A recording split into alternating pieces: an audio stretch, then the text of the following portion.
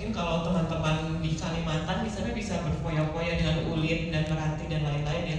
Sementara bagi di Jawa sini kan ulin menjadi sangat mahal dan tidak tahan cuaca. Jadi akhirnya ganti rencana, ini semuanya dibuat dengan baja ringan gitu. Tapi bagaimana caranya supaya kuat dan efek melayangnya itu bisa tercapai. Jadi sebetulnya strukturnya disembunyikan di pinggir-pinggir dan bawahnya kosong sama sekali. Ini kurang lebih kita selesai.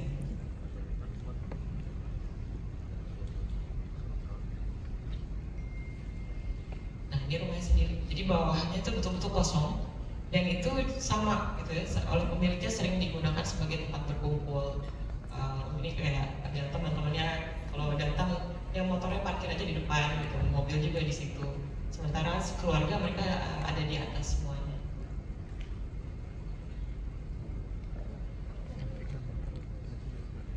Nah ini bagian atasnya, dalamnya semuanya dilapisi dengan kayu pinus atau mungkin kalau tukang bilangnya jati Belanda ya, karena ini ringan dan murah gitu ya, tapi efeknya langsung hangat gitu. Jadi di ruangan itu si ibu juga masak di situ. Dia selalu lihat anak-anaknya lagi main gitu, anaknya keluar kamar selalu bertemu. Jadi mereka sangat menikmati masa pertumbuhan anak-anak mereka. Ini jembatan dari belakang. Oke, ini mungkin selain rumah, banyak juga klien yang ingin juara untuk bereksperimen untuk fungsi-fungsi yang lain. Nah, pemilik proyek ini adalah seorang kolektor lukisan, penjual lukisan sebetulnya, yang memiliki galeri. Waktu itu dia galeri yang dia miliki semula terkena pelebaran jalan, akhirnya dia membeli tanah lain di seberang jalan dan dia ingin membangun galeri ini. Jadi ini juga konsepnya memakai baja karena waktu itu baja cukup murah dan konsep galeri itu ternyata lukisannya itu kan tidak boleh kena sinar matahari langsung. Jadi kebanyakan semuanya cukup tertutup. Lubang-lubang jendela itu ditempatkan secara strategis di tempat-tempat tertentu dari arah datangnya matahari yang tidak kena langsung ke lukisannya. Dan pemilik galeri ini sendiri tinggal di lantai paling atas, jadi bagian atap yang miring itu adalah apartemennya mereka. Okay. Nah ini kalau lihat ininya,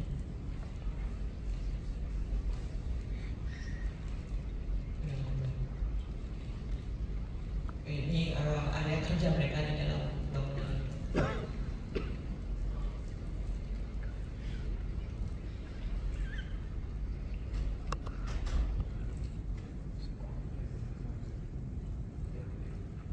Ini proyek dengan Kang Emil mungkin terakhir ya. Ini beberapa proyek ini adalah proyek warisan juara sebetulnya. Jadi ketika juara meninggal ini masih ada tersisa beberapa proyek yang harus kami lanjutkan gitu. Jadi gedung negara ini waktu itu baru berjalan berapa tahap, baru beberapa bangunan yang selesai dibangun. Ini adalah lokasinya di Cirebon. Jadi ini adalah waktu itu aset milik pemerintah Jawa Barat yang dialihfungsikan menjadi creative center. Jadi kantor-kantor yang ada di sana dicoba manfaatkan ulang dan direnovasi sebisanya gitu, dengan pembatasan biaya budget. Maaf ininya agak pencetnya susah. Oke. Jadi ini adalah setelah jadinya jadi pasarnya. Nah ini kalau lihat, jadi ada satu bangunan heritage di tengah-tengah yang dipertahankan, sedangkan bangunan-bangunan yang lain itu dialihfungsikan gitu. Jadi kalau lihat di sini ada beberapa fungsi-fungsi yang ditambahkan di sana. Yang gedung serbaguna itu tadinya hanya gedung olahraga, tapi kemudian dialihfungsikan, ditambahkan tribunnya. Terus yang namanya workshop itu tadinya mes dari instansi ini. Jadi 9 buah rumah kecil yang digabungkan menjadi satu dalam satu atap besar. dan beberapa fasilitas yang lain diubah menjadi kantor, co-working space, dan area komersil lainnya. Jadi waktu itu Johara mencoba mencari material apa sih yang ada di sekitar Cirebon itu. Kebetulan waktu itu dia menemukan di Jatiwangi atau di Majalengka itu banyak sekali produsen bata gitu. Jadi kita mencoba memanfaatkan bata-bata lokal itu untuk digunakan di sini. Jadi memori Cirebon itu bukan hanya tentang Megamendung atau misalnya bangunan-bangunan yang ditempel di piring-piring, tapi ada juga tentang bata ini sendiri gitu. Nah ini kalau lihat misalnya tadinya semula ini adalah fasilitas olahraga yang dindingnya ditutup dan ditambahkan tribun sehingga ini bisa menjadi gedung serbaguna. Kemudian ini adalah bagian workshop itu tadi. Yang kalau lihat awalnya itu dulu berupa ada 9 buah rumah yang kondisi atapnya sudah tidak baik, jadi akhirnya atapnya semuanya dibongkar, tapi dinding-dindingnya dan kolomnya dipertahankan dan disambung semua menjadi satu bangunan besar. Jadi seperti itu.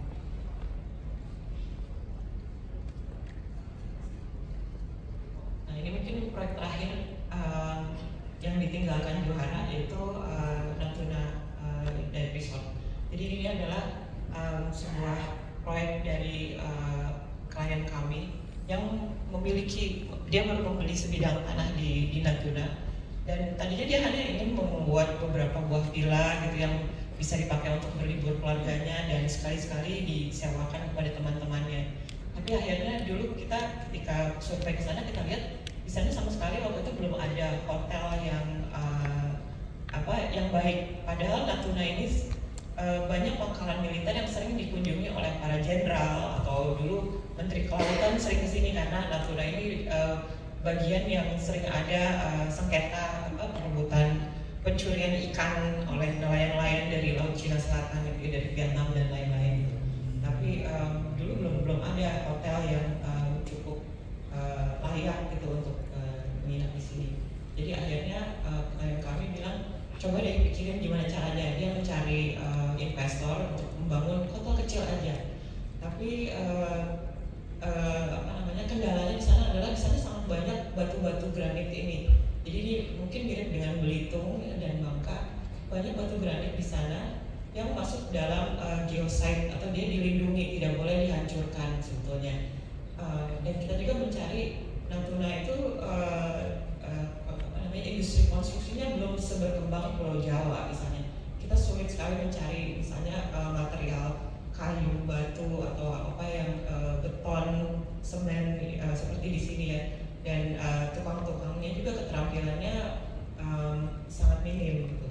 Jadi akhirnya kita pikir gimana caranya kita tidak merusak alam ini sendiri dan kita mencari keahlian apa sih yang dimiliki oleh Natuna itu.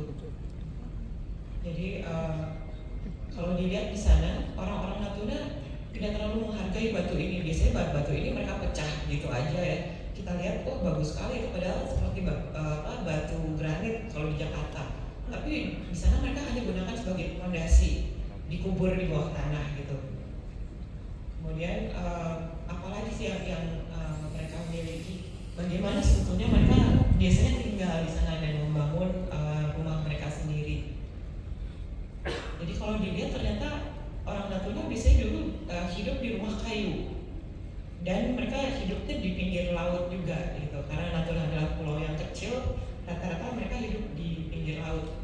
Dan ternyata di sana banyak sekali jenis-jenis kayunya. Kita juga belajar istilah-istilah nama kayu yang berbeda gitu ya. Jadi kita gunakan macam-macam, belajar dari mereka. Ada kayu keras, kayu lunak dan lain-lain ya.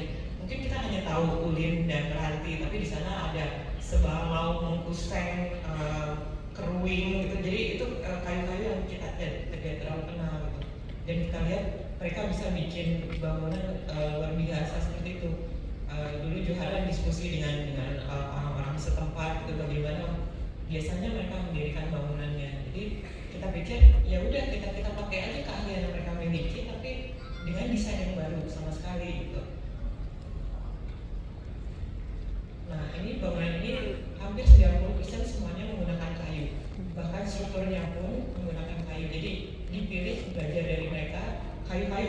itu apa gitu. Jadi mereka pakai sembalau, ada juga saya lupa, sudah mulai lupa ya, ada kalau nggak salah ulinnya mereka agak berbeda gitu. Terus kayu-kayu lunak digunakan di interior, kayu yang kena air apa gitu. Dan kita mencoba mencari, nah ini semua jenis-jenis kayu yang dipakai gitu. Nah ini kalau dilihat site-nya kecil gitu, dan di tengah-tengah laut sana ada formasi bebatuan yang sebetulnya lautnya sangat dangkal. Jadi ketika sedang surut, orang bisa jalan kaki sebetulnya ke tengah sana dan bisa bermain di antara formasi batu itu. Mereka bisa berenang. Jadi bentuknya seperti cerukan yang menjadi kolam renang. Jadi dulu Johara punya ide untuk buat aja jembatan sepanjang itu ke sana gitu. Karena dia juga pernah melihat di sana ada 2 buah pulau yang disambungkan oleh jembatan kayu seperti itu. Nah ini bangunannya. Jadi sebetulnya secara sosok mungkin mirip dengan rumah-rumah penduduk setempat, cuman ini ada 2 lantai dan bentuk atapnya dibalik aja gitu. Jadi itu mungkin bentuk kekinian yang ingin Johara kontribusikan di sana. Ini jadinya, jadi bangunan ini sendiri berusaha menghindar dari batu-batuan itu. Kadang-kadang batu itu menjadi bagian dari dindingnya gitu. Dan kita juga belajar tentang teknik pengawetan kayunya sendiri yang biasa mereka gunakan di sana itu pakai apa gitu. Jadi berusaha se-low tech mungkin kalau bisa gitu ya. Tapi ingin menunjukkan bahwa bisa juga dengan teknologi yang sederhana menciptakan bentuk yang lain. Ini kamarnya di dalam. Ini kalau dari arah laut ada bentukan seperti itu.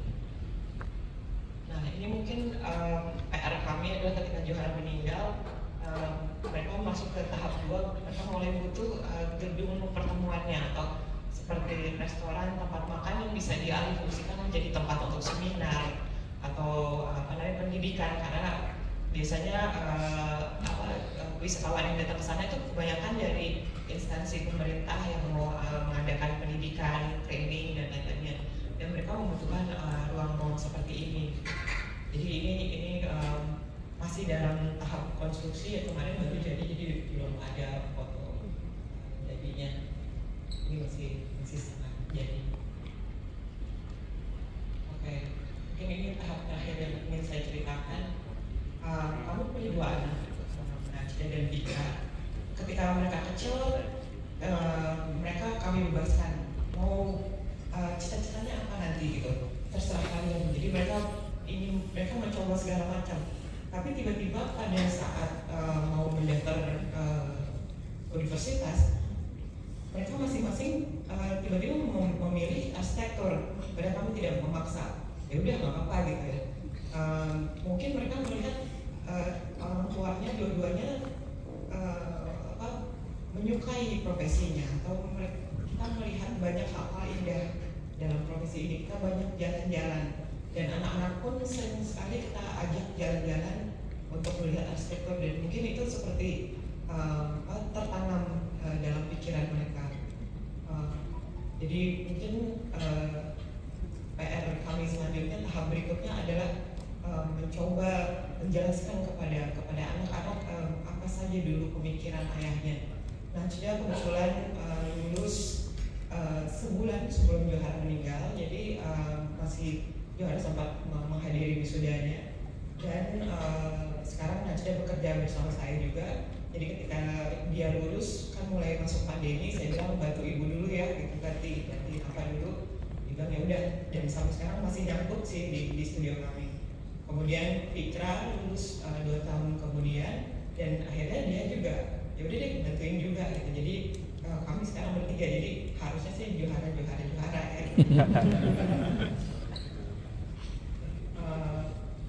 Ini kalau lihat dulunya Johara itu seperti ini. Nah sekarang seperti ini. Jadi kami juga mencoba menanamkan kepada mereka tentang kenikmatan profesi ini, atau di sini mereka mulai pertama selalu saya temani gitu kalau ke proyek, ketemu klien atau sendiri dan mereka mulai merasa memiliki proyek itu sendiri. Itu kelihatan misalnya langsung dikerjain di gambar saat itu juga di proyek gitu ya, langsung diukur. Nah yang tengah ini mungkin kepada teman-teman yang dulu Denny dan Gresa yang pernah kerja di juara-juara, dulu kantornya beda sekali ya suasananya. Jadi ini kebetulan akhir bulan kemarin kami baru selesai merenovasi rumah dan kantor kami, dan kita balik lagi ke sini lagi dengan nyawa baru. Mungkin suatu saat saya akan bisa cerita lagi tentang proyek kami terakhir ini adalah merenovasi rumah yang diimpikan Johara sejak 10 tahun yang lalu gitu, dan kantornya. Mungkin itu dulu dari saya.